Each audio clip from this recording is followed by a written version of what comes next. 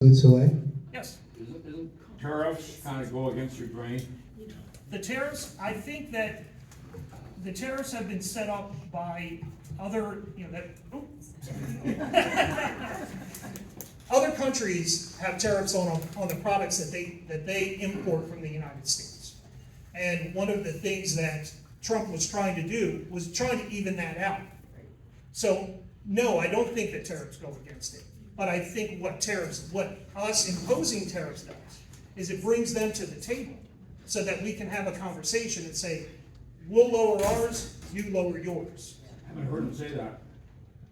But I think that, as a businessman, and as a businessman myself and him as a businessman, I think that that's the way he's thinking. Let's get to the table. He's already done that with China. He's done that with the EU. Let's get together, let's have a conversation, and then we can hopefully figure it out. What are your thoughts on the healthcare system? Oh. I think that the healthcare system is it's a quality system. It's the best system in the world as it stands right now. If you want socialism and you want socialized government or socialized medical care, well, you can just turn and look a couple hundred miles away is Canada, and what they have to go through in order just to get a knee replacement. And we can go to the hospital, or talk to our general practitioner, and then go to an orthopedic, and you can.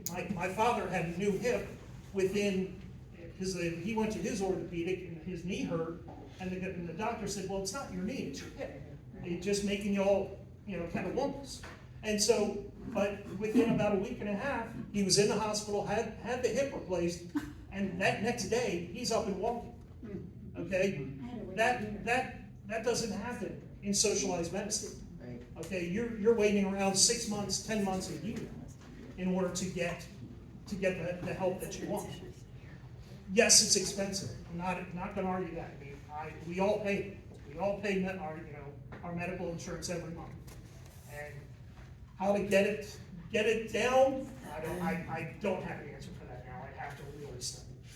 All right, a couple more quick questions. I think I don't want to go. Tony had his hand up. Go ahead.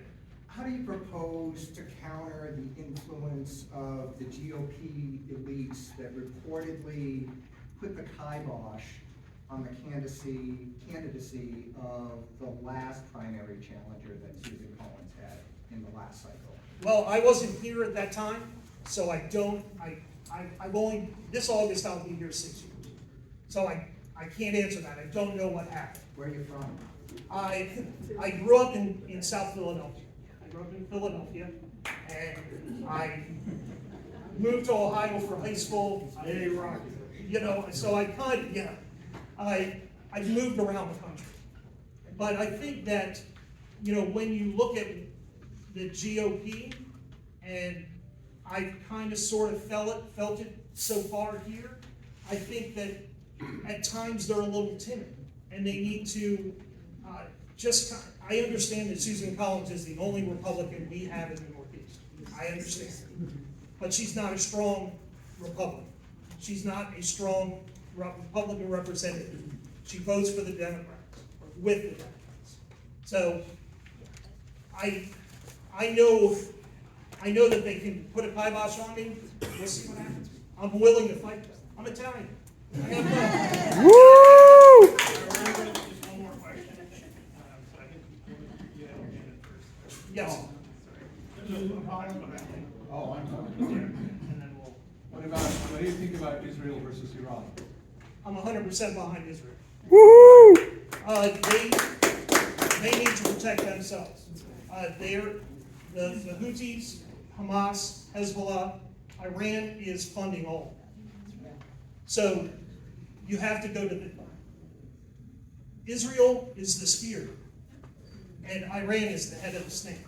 You have to go after the head of the snake, and that's what I'm doing. Amen. Thanks for being here.